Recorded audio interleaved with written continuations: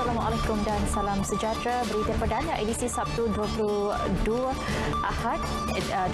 November bersama saya Narendra Fiana Berpaikan. Dan juga saya Ivan Tok. Seperti biasa kita ikuti dahulu paparan utama malam ini.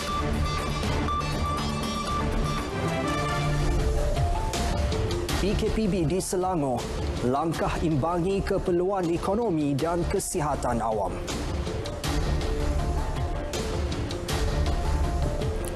Tiga kluster baru dikenal pasti hari ini.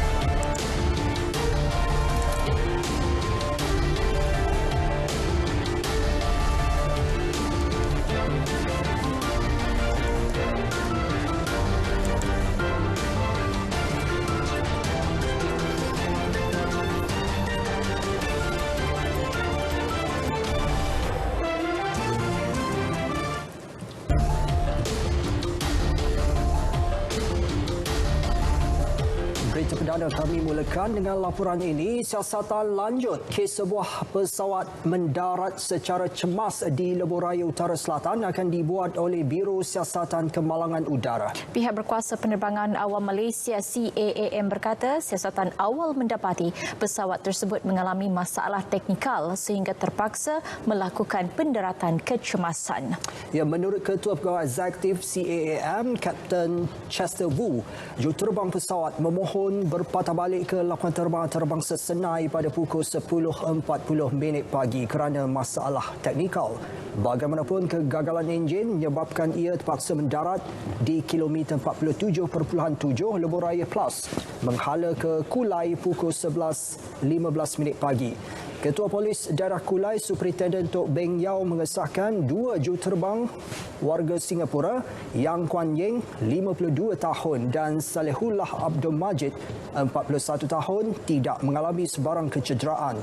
Pesawat ringan jenis Beechcraft berlepas dari lapangan terbang Seletar, Singapura dan sedang menuju ke Melaka. Sebaik tiba di ruang udara Simpang Renggam pada ketinggian 5,000 kaki, juruterbang mendapati enjin pesawat kehilangan kuasa. Tekanan minyak menurun dengan pantas memaksa juruterbang membuat pendaratan kecemasan.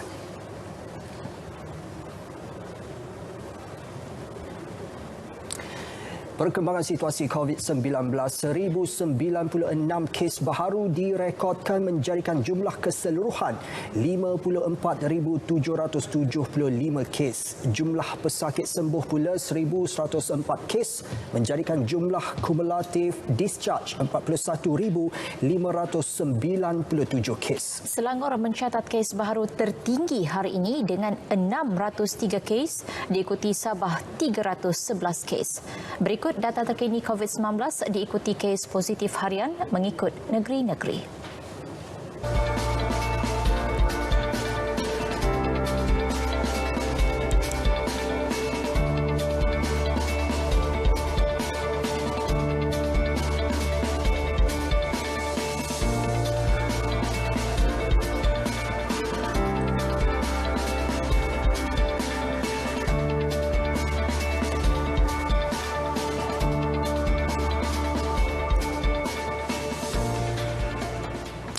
Ya, tiga kluster baru COVID-19 dikenal pasti hari ini masing-masing di Pulau Pinang, Negeri Sembilan, Perak dan Kedah. Manakala 4 kluster diisytihar tamat iaitu kluster Kasih, kluster Baiduri, kluster Long dan kluster Bestari.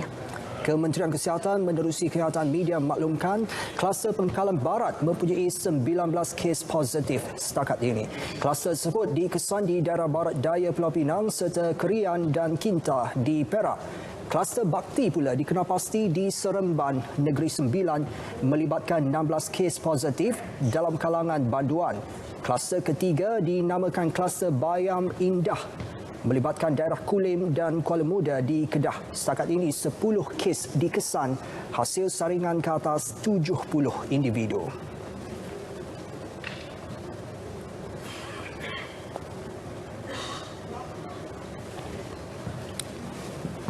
Pelaksanaan Perintah Kawalan Pergerakan Bersyarat PKPB bagi negeri Selangor merupakan langkah tepat berbanding penguatkuasaan Perintah Kawalan Pergerakan PKP menyeluruh. Ini kerana ia mengambil kira keperluan memastikan aktiviti ekonomi tidak terjejas sepenuhnya menerusi pelaksanaan PKPB. Wartawan Ikwan Samsudin melaporkan. Penganalisis ekonomi Fellow Akademi Sains Malaysia, Datuk Dr. Madeline Burma berkata, pendekatan menerusi pencegahan dan pelaksanaan PKPB terbukti berkesan melandaikan lengkuk jangkitan COVID-19 sebelum ini. Ada beberapa angka lain yang juga penting yang perlu kita beri perhatian.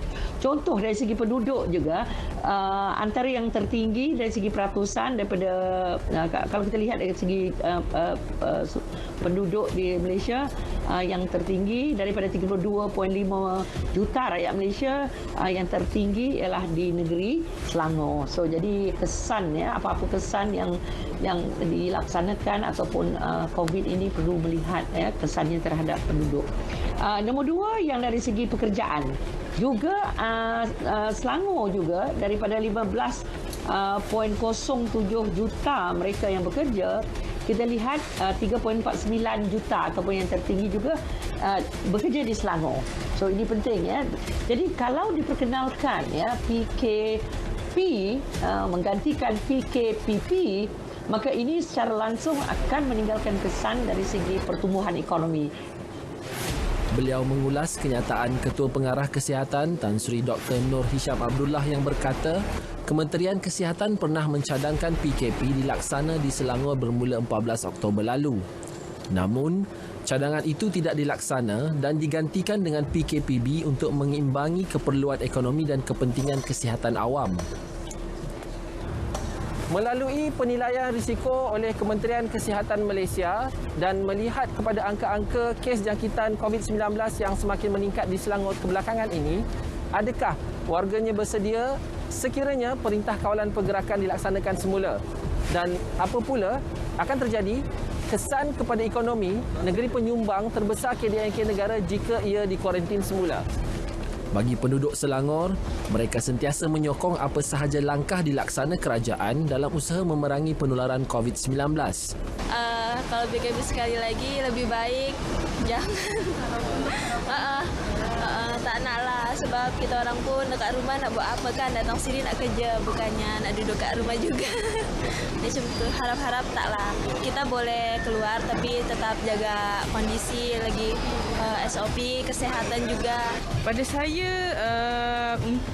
untuk ekonomi tu mungkin tak berapalah, lagi-lagi kalau zaman sekarang ni kita nak dapatkan punca pendapatan pun tak berapa. Dan ramai pun orang tergendala sebab PKP. Even PKPB ni pun orang masih lagi tak boleh nak keluar bekerja. Kombinasi SOP diperketat dan pematuhan undang-undang PKPB sedia ada dapat menyekat penularan COVID-19 dan pada masa sama dapat memastikan pertumbuhan ekonomi negeri terus berlaku. Ikwan Samsudin, Berita RTM.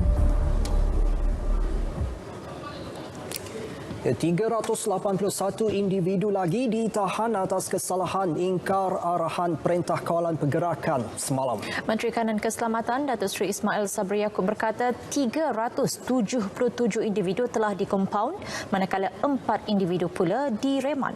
Kesalahan itu melibatkan 96 individu terlibat aktiviti pusat hiburan. 80 tidak memakai pelitup separuh muka, 69 gagal mematuhi arahan penjarakan fizikal dan 57 gagal menyediakan peralatan merekod butiran pelanggan.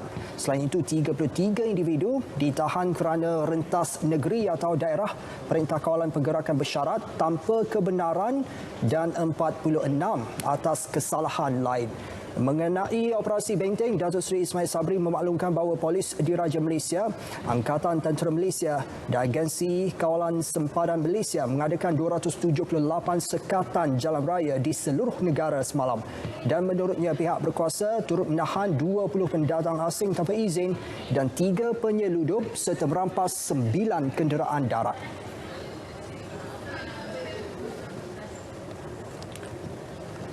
Ya, seterusnya kita ikuti laporan wartawan Firdaus Arasi Idris yang menyertai Op Benteng Laut Agensi Penguatkuasaan Maritim Malaysia APMM. Saksikan.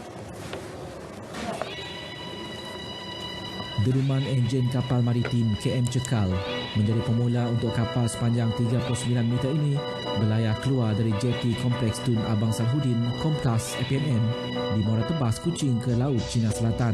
Rutin pelayaran seminggu sehingga 200 batu nautika melibatkan 25 anggota yang disedia oleh pegawai pemerintah KM Cekal, Lieutenant Komander Maritim Fadli Hisham Muhammad. Operasi di laut melibatkan kawasan-kawasan yang telah ditentukan oleh bilik operasi, iaitu Pusat Operasi Maritim Malaysia, dan juga bersama dengan operasi yang lainlah, seperti kita melakukan ops benteng dan juga ops kuda laut di Maritim Negeri Sarawak. Selang beberapa jam di laut, KM Cekal telah menahan sebuah bot nelayan bernombor pendaftaran tempatan untuk pemeriksaan. Baik, untuk operasi sepanjang musim COVID ini, APMM bertindak menahan bot nelayan dan memeriksa dokumen-dokumen yang diperlukan selain menyebar maklumat tentang pemakaian pakaian jaket keselamatan serta langkah-langkah lain, pencegahan lain yang perlu diingatkan kepada komuniti nelayan setempat. Anggota APMM perlu lengkap berpelitup separuh muka, sarung tangan selain membawa kelengkapan pertahanan. Usai pemeriksaan dan sekiranya tiada masalah berkaitan dokumen, juragan dan anak kapal akan diberi taklimat tentang pandemik COVID-19 dan langkah mengelak penularan yang perlu diambil berat komuniti marin. Turut diselitkan nasihat persediaan ketika musim tengkujuh. Pengarah Maritim Negeri Sarawak, Laksmana Pertama Maritim Zain Azman Mat Yunus berkata, 13,174 pemeriksaan di laut dijalankan sejak Januari hingga November tahun ini. 64 daripadanya ditahan atas pelbagai kesalahan. Kebanyakan melibatkan akta perikanan seperti menunda terlalu hampir dengan pantai dan lesen pekerja asing tamat tempoh. Selain op benteng, op kuda laut turut dijalankan untuk mengesan bot nelayan asing, terutamanya dari Vietnam dengan 10 tangkapan setakat ini.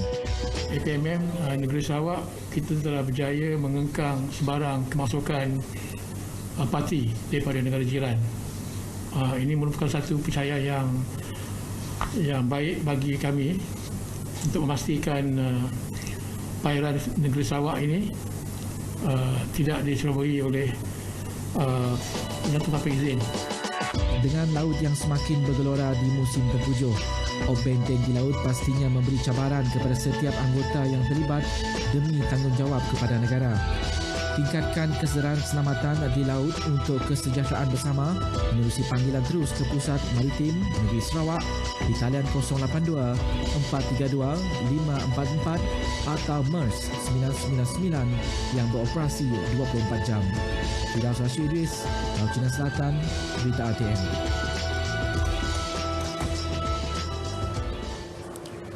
Dan ini pula mengenai lorong tikus atau laluan gajah yang digunakan penyeludup maupun pendatang asing tanpa izin parti untuk keluar masuk ke negara ini. Sesetengah laluan itu terletak tidak jauh dari Kompleks Imigresen, Kastam, Kuarantin dan Keselamatan CIQ.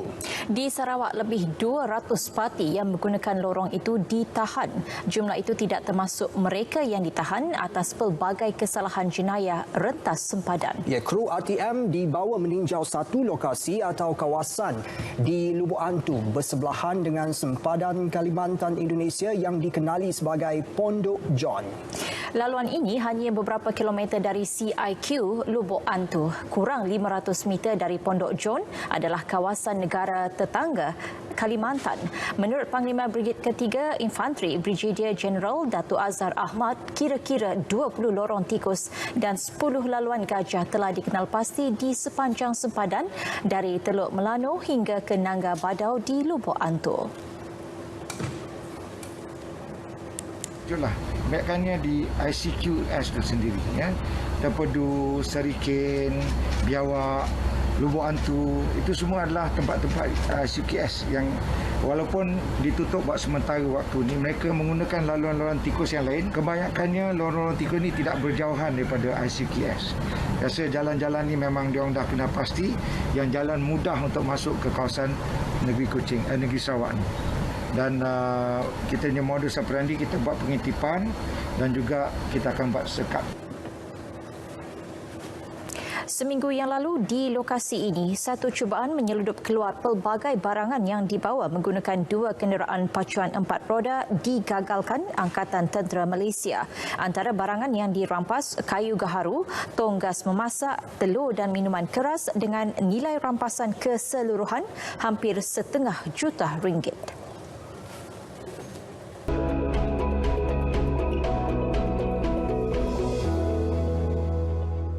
Assalamualaikum dan salam sejahtera. Amaran cuaca waspada yang dikeluarkan sebelum ini dinaikkan taraf kepada amaran cuaca buruk melibatkan beberapa negeri di utara semenanjung Malaysia. Melibatkan di negeri Perlis, Kedah dan juga di negeri Perak di mana hujan lebat berlaku secara berterusan. Pada ketika ini di negeri-negeri lain seperti Johor, Melaka, Negeri Sembilan, Selangor, Kuala Lumpur, Perak, Kelantan, Terengganu dan juga Kedah masih lagi diletakkan amaran cuaca waspada dan amaran ini akan berkuat kuasa sehingga ke 23 November 2020 dan setakat jam 7 malam tadi bacaan hujan tertinggi dicatatkan di Kulim, Kedah sebanyak 86.6 mm, diikuti Hulu Perak di Perak 66.6 mm dan di seberang Perai Pulau Pinang 62.5 mm. Dan harus diingatkan dalam tempoh ini hujan lebat yang berlaku secara berterusan boleh menyebabkan banjir di kawasan berkedudukan rendah. Dan seiring dengan amaran cuaca waspada dan juga buruk yang dikeluarkan berdasarkan paparan gemar radar pada ketika ini, hujan berserta ribuan petir kini sedang berlaku di hampir ke semua negeri di semenanjung Malaysia daripada utara sehingga ke selatan, begitu juga di pantai timur melibatkan di negeri Kelantan dan juga di negeri Terengganu, begitu juga di timur di negeri Pahang. Hujan ini kita jangkakan akan berlanjutan sehingga ke awal pagi nanti. Manakala bagi negeri Sabah pada ketika ini hujan sudah pun mulai reda kecuali hujan di satu tempat kini sedang berlaku di bahagian pedalaman. InsyaAllah hujan ini akan beransur reda tidak lama lagi. Dan keadaan yang berbeza pula di negeri Sarawak. Hujan berserta berpetir kini sedang berlaku di hampir ke semua bahagian, terutamanya di bahagian barat dan juga di bahagian tengah negeri Sarawak ini. Hujan ini kita jangkakan boleh berlanjutan sehingga ke awal pagi nanti. Berdasarkan paparan carta angin pada ketika ini, negara kita menerima pengaruh angin daripada arah timur laut dengan kelajuan yang agak kencang, sekitar 40 hingga ke 50 km sejam dan ketinggian ombak boleh mencecah 3.5 meter. Justru itu, Met Malaysia masih lagi mengekalkan amaran angin kencang serta lok bergelora kategori pertama yang menyebabkan kawasan perairan Phuket, Selat Melaka Utara, Samui, Tioman, Kondor, Reef North, Lalayang dan juga Palawan, turut melibatkan kawasan perairan di negeri Perlis, Kedah, Pulau Pinang, Kelantan dan juga Terengganu. Dan pada ketika ini, ini adalah berbahaya kepada bot-bot kecil serta sukar dan regas laut. Dan amaran ini berkuat kuasa juga sehingga ke 23 November 2020. Baiklah, sepisah kita lihat ramalan cuaca bagi bandar-bandar utama di seluruh Malaysia. Sekian pada Map Malaysia, saya Wan Hafiz. Assalamualaikum dan salam sejahtera.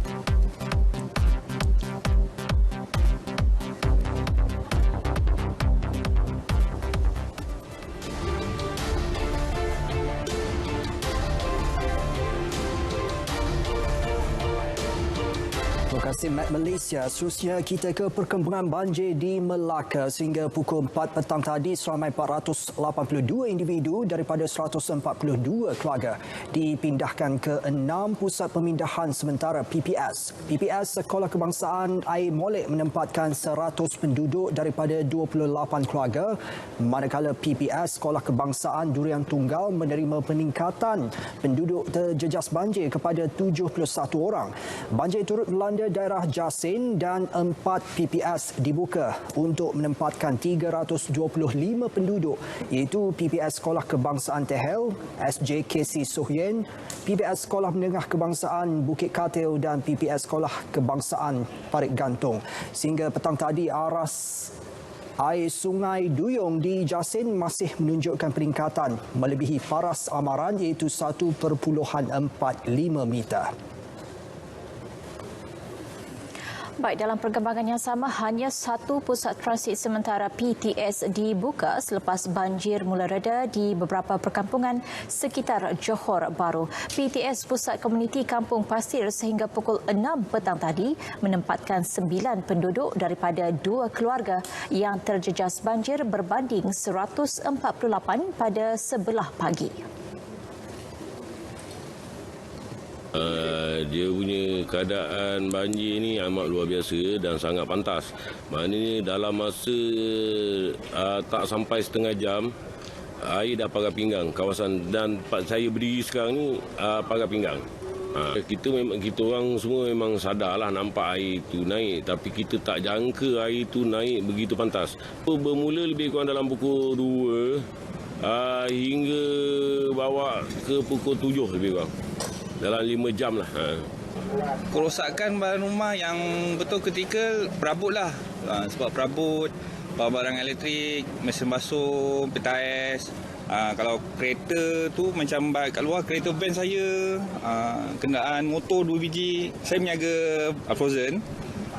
So PTS saya pun ada terendam satu tu. Abang kita pun nak macam mana kan, sebab benda ni dugaan. Yang kenderaan ni lah yang kita... Orang kata memang pakai kan, cari pergerakan kita terbatas lah. Ini pun saya pun tak ada kenderaan apa ni. Kalau pintu air pun tak boleh nampung. Pasal airnya hujannya lebat. Pula air pasang. Jadi air daripada luar ni tak boleh daripada dalam tak boleh keluar. Itu yang kalau air dah bertambung, memang dia penuh lah.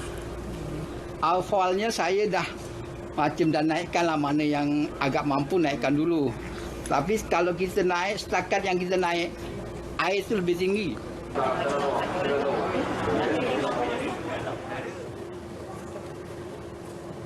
Dalam pada itu, bagi mengekang penularan COVID-19 di pusat-pusat pemindahan sementara PPS, Angkatan Pertahanan Awam APM akan membina penghadang. Pemasangan penghadang itu dapat memastikan penduduk yang ditempatkan di PPS sentiasa patuh kepada SOP mencegah pandemik.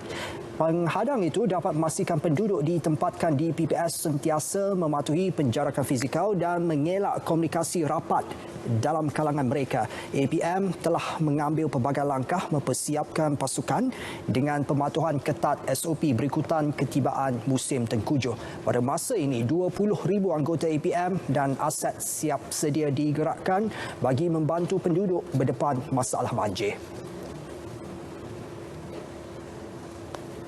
Setakat ni kami tak buat swab test pada petugas-petugas kami, tapi anggota kami bertugas sepanjang masa memang mereka menjaga mengikut SOP lah. Dan kalau kita berhadapan masa COVID ni, kita akan tambah satu lagi, kita akan pakai face shield lah. Jadi dia ada 2 pelindung, satu pelitup muka, satu lagi face shield, jadi boleh cover sikit. Yang tadi pakai Tyvek, misal kata kita perlu pindahkan mangsa yang bergejala ataupun daripada zon merah ke, jadi kita akan gunakan dia. Jadi kita minta anggota kita bersedia.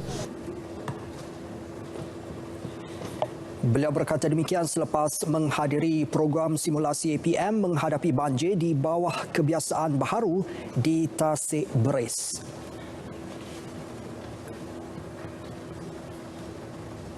Negara dijangka mengalami 4 hingga 6 episod luruan monsun Timur Laut MTL atau musim tengkujuh yang membawa hujan lebat berterusan. Keadaan itu disebabkan angin konsisten yang bertiup dari arah Timur Laut sepanjang tempoh berkenaan. Laporan Norazila Matsani. Monsun Timur Laut yang bermula 11 November lalu dijangka berakhir Mac tahun hadapan.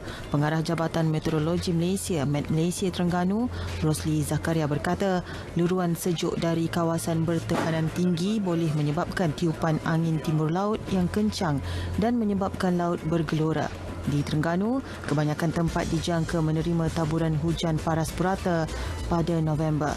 Bagaimanapun, Dungun dan Kemaman diramal menerima taburan hujan 20 hingga 40% melebihi purata pada Disember 2020 dan Januari 2021. Sehubungan itu, amaran kemungkinan cuaca buruk akan dikeluarkan 1 hingga 3 hari lebih awal bagi memastikan orang ramai dapat melakukan persediaan. Kita dah keluarkan kenyataan bahawa kita tak jangka akan berlaku banjir besar 2014 ataupun Terengganu mungkin 2013 yang besar kan. Walaupun begitu, saya sekali lagi saya nak tekankanlah perubahan dia boleh berlaku bila-bila masa dan pada skala yang kadang-kadang itu pantas kan. Air pasang besar diramalkan berlaku 12 Disember depan dan 9 Januari 2021. Hujan lebat yang berlaku serentak dengan air pasang besar boleh menyebabkan banjir menjadi lebih buruk. Jadi kebiasaannya kalau hujan lebat di bahagian hulu, sebagaimana pengalaman kita pada tahun yang lepas di Hulu Besut mengalami komposisi hujan yang begitu banyak, menyebabkan banjir berlaku dengan cepat di kawasan hulu dan air menuruni di kawasan Sungai Keruak seterusnya sampai ke Hilir Besut. Bagi komuniti maritim, mereka akur dengan setiap amaran yang dikeluarkan Met Malaysia sepanjang musim tengkujuh bagi menjamin keselamatan masing-masing. Ada orang ni lah. Dia kira rambut besar sangat ke. Dah buk kita kecil kan. Dah boleh nak pergi lah ke.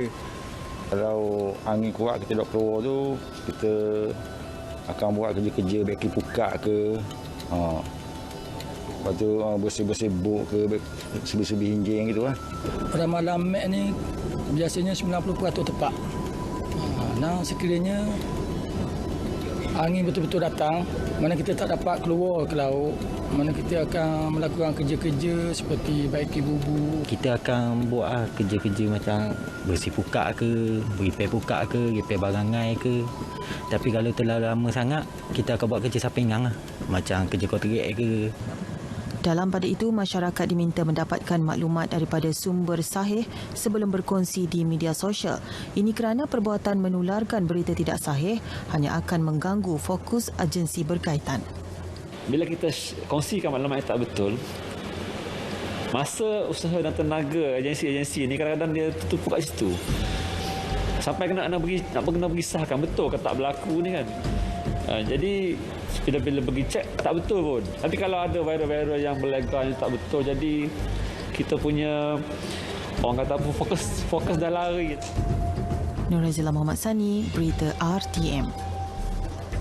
Inilah tangan yang membina Malaysia, tangan yang menyamai benih masa depan negara, juga tangan yang menikmati kemakmurannya. Dan apabila tangan-tangan ini bersatu, kebaikan menjadi kehebatan. Kemakmuran tercipta apabila kita sedia menghulurkan tangan, menjalin kerjasama erat industri dan perdagangan yang menyatukan kita semua. Marilah kita mengalu-alukan APEC 2020.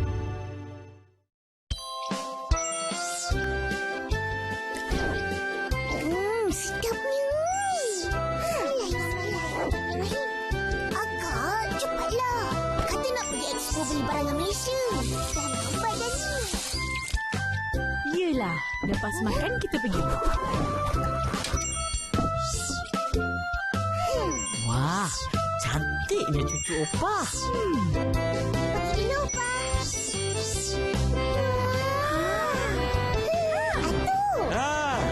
Tak beli apa-apa? Ada. Ini.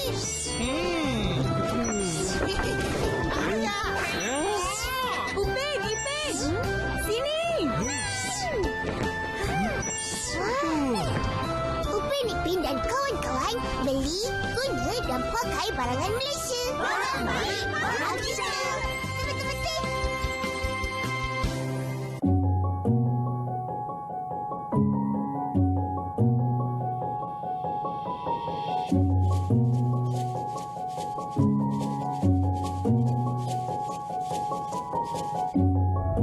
Iwaki Enterprise menjual barang seperti tayar, spare parts, dan motorcycle accessory.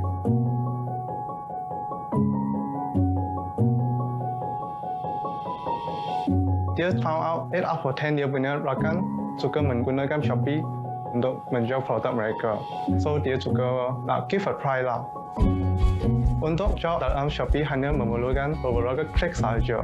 Memang mudah, hanya memerlukan basic dalam IT lah. Salah satu taktik yang kami menggunakan adalah RM5 off voucher yang disumbangkan oleh penjana dan Shopee. Kami dapat menarik customer yang lebih banyak. Walaupun dalam masa singkat, jualan kami dapat meningkat sebanyak 20% dalam 3 minggu dengan menggunakan Shopee.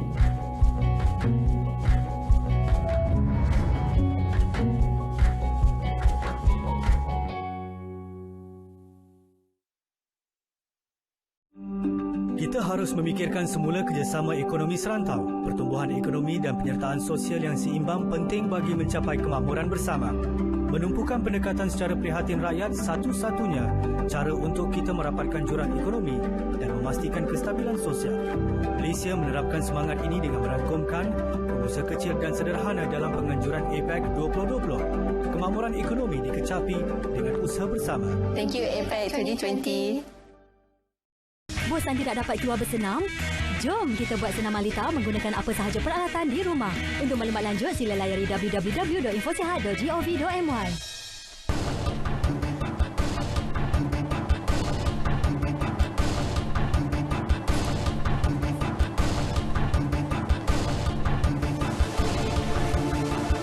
Peserta industri dalam perusahaan mikro berharap peruntukan dalam belanjawan 2021 dapat dimanfaatkan mereka untuk berubah ke arah digitalisasi. Ini kerana bidang berkenaan kini menjadi cabang baharu untuk membolehkan jualan ditingkatkan meski berdepan kekangan pergerakan. Bagi golongan peniaga mikro, adakah mereka sudah bersedia dengan situasi ini? Fizawati Zainal menyediakan laporan. Tapi sekarang ni memang teruk sangatlah. Berjimat-jimat untuk menghadapi situasi sekarang ni kan.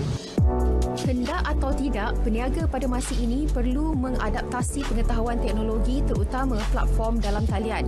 Menerusi inisiatif Pakej Rangsangan Ekonomi Prihatin Rakyat atau Prihatin dan Pelan Jana Semula Ekonomi Negara Penjana yang diumum sebelum ini, peniaga kecil boleh menarik nafas lega apabila disediakan insentif, geran khas Prihatin 1 dan 2 serta beberapa insentif lain.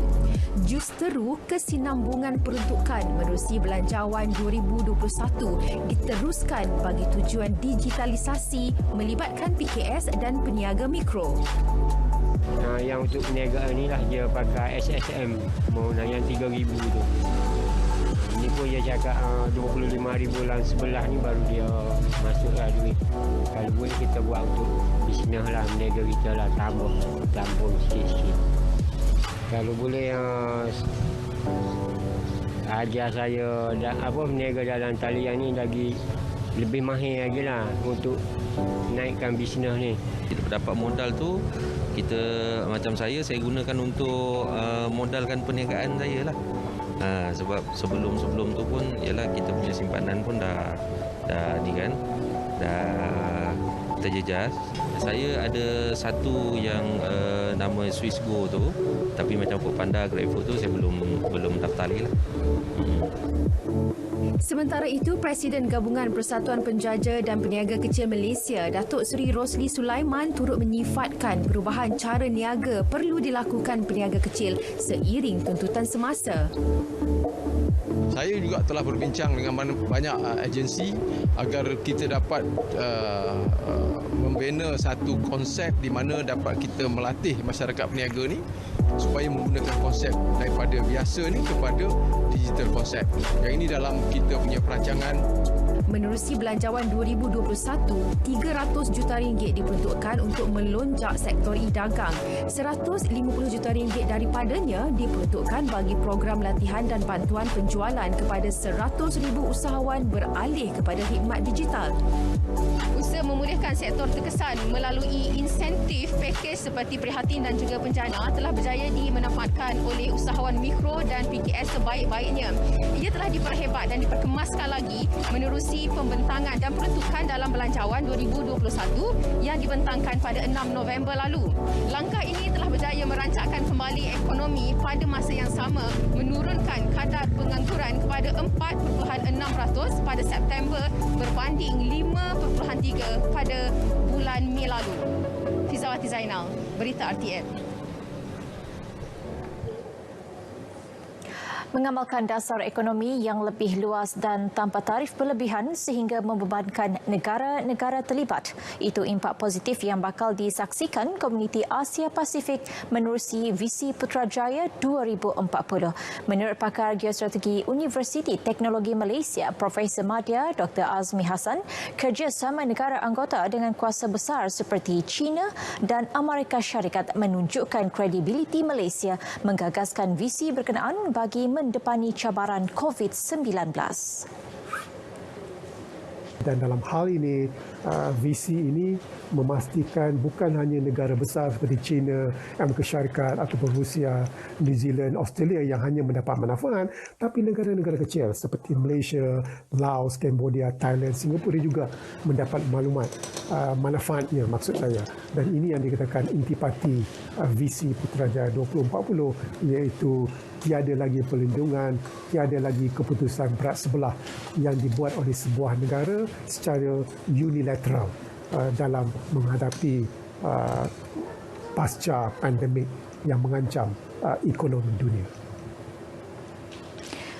Visi lanjutan daripada Matlamat Bogor 1994 itu turut merangkumi sektor perdagangan dan pelaburan, inovasi dan pendigitalan serta pertumbuhan ekonomi yang seimbang dan inklusif. Ia juga akan menjadi gabungan seluruh negara anggota yang sentiasa mengukuhkan kerjasama ekonomi menerusi tadbir urus yang baik. Seperti biasa, berita perdana kita teruskan dengan segmen sukan. Kita terus bersama Akhtar Haji Hamzah. Silakan.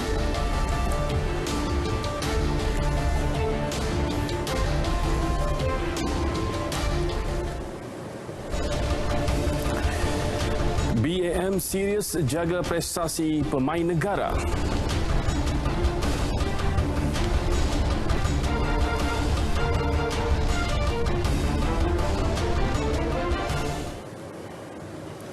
Assalamualaikum, terima kasih Ivan dan juga Fiona. Kita mulakan dengan perkembangan badminton.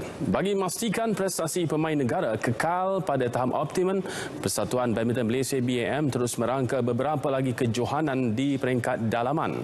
Jika sebelum ini saingan cabaran ranking remaja kebangsaan telah pun berakhir, kali ini BAM merancang untuk menganjurkan kejohanan berpasukan campuran 2020.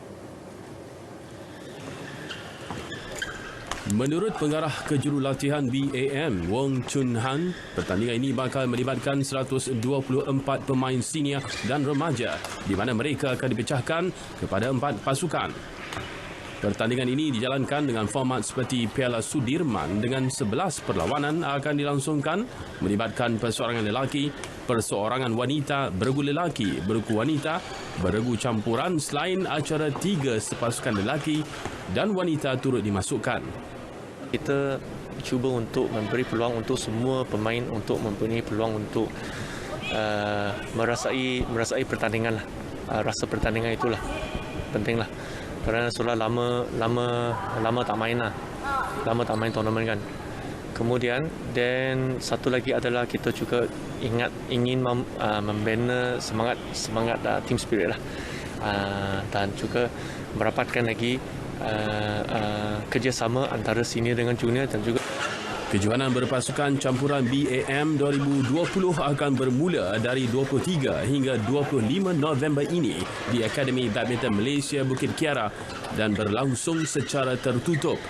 Ia bakal disertai 4 pasukan yang akan diuruskan oleh barisan kejurulatihan Badan Badminton negara itu sendiri. Meskipun kejohanan Piala Malaysia 2020 dibatalkan akibat pandemik COVID-19, namun kempen trofi paling tertua di Asia ini masih tetap dilangsungkan dan kali ini hanya menerusi kejohanan sukan elektronik e-sukan. Saingan yang dikenali sebagai Piala Malaysia ini bakal memasuki edisi kedua dan diadakan dengan kerjasama Syarikat Permainan E-Sukan, Games Bond dan Liga Bola Sepak Malaysia MFL pada 1 hingga 4 Disember depan.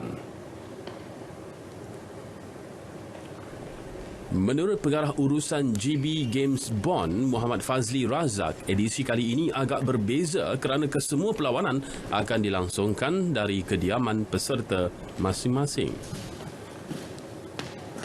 Special sikit kali ini, kita dapat support ataupun sokongan daripada pelbagai pihak. Especially, kita juga ingin mengucapkan terima kasih kepada MFL, ESKL, TM dan juga Reza kerana menyokong perjalanan TM Piala Malaysia pada tahun ini. Dan kita juga melunaskan atau menjalankan pertandingan ini secara atas talian. Jadi semua peserta ini berada di rumah mereka dan kita production side ataupun kita punya back end kita akan buat di studio kita, tetapi semua peserta berada di rumah mereka. Sebanyak 16 pemain akan mewakili pasukan-pasukan TM Piala Malaysia di kejohanan ini. 8 daripadanya merupakan pemain terbaik dalam kejohanan EMFL, manakala 8 lagi akan ditentukan melalui pusingan kelayakan yang terbuka kepada seluruh rakyat Malaysia.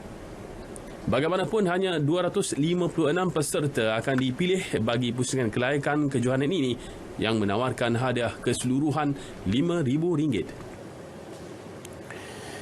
Buat julung kalinya, Persekutuan Renang Malaysia akan menganjurkan satu kejohanan terjun antarabangsa secara maya bagi memastikan skuad terjun negara terus kekal kompetitif.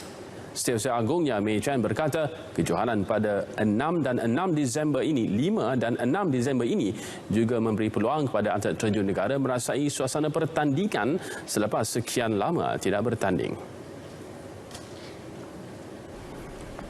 Penganjuran kejohanan secara maya itu juga merupakan pentas terbaik buat skuad terjun negara mengukur keupayaan selepas tidak menyertai pertandingan ekoran pandemik COVID-19. Jelas Mei Chan, setiap negara peserta akan diwakili oleh seorang atlet yang akan membuat terjunan di setiap venue mereka.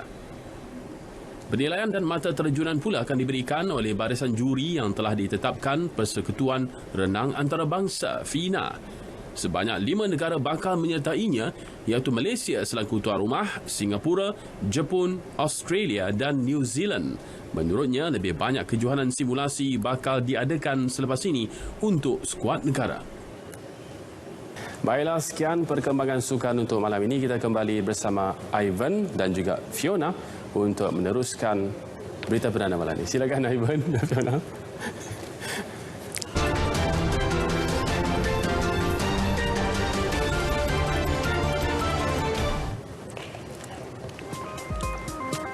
Ini dia saat mendebarkan dan menakutkan. Itu yang dapat dilihat apatah lagi mereka yang berada di dalam bas itu terpaksa melintasi laluan gunung air terjun yang sukar dan berbahaya. Video klip ini dikongsi The Sun melalui Twitter menyaksikan sebuah bas melalui laluan gunung yang sempit berhampiran jurang dan berbatu di Chamba, Kekilar, India. Manusia jika tamak, buruk perangainya. Tetapi jika kelihatan haiwan seperti kucing ini nampak comel dan geli hati, ada sahaja akal mereka untuk mendapatkan sesuatu sehingga ada kalanya membuatkan kita terhibur. Seperti rakaman tular seekor anak kucing yang tamak dan tidak mahu berkongsi makanannya dengan kucing lain. Sanggup menyarap di atas pinggan semata-mata untuk menghalang rakannya untuk makan.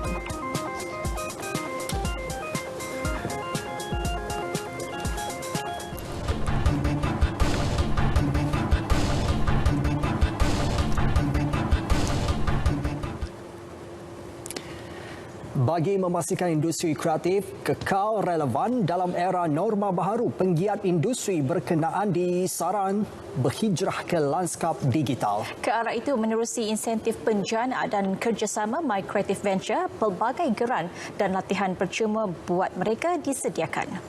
Ya, pengurus pelaburan My Creative Ventures, Masawi Hasawan berkata pemohon boleh memanfaatkan pelbagai skim bagi mempersiap diri dan syarikat mereka ke arah pendigitalan.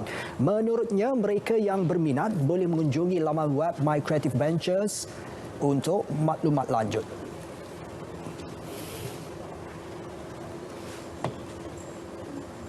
Pinjaman ini membantu mereka dari segi kos operasi dan selain daripada kos operasi untuk mereka membantu untuk beralih kepada sektor digital. Dan antara yang kami harapkan supaya dengan peruntukan ini mereka boleh menyediakan diri, menyesuaikan diri dari segi minda, dari segi peralatan untuk beralih kepada digitalisasi. Pengurus Besar Keuangannya Nasir Juri pula memaklumkan latihan pemasaran dan promosi secara percuma turut disediakan.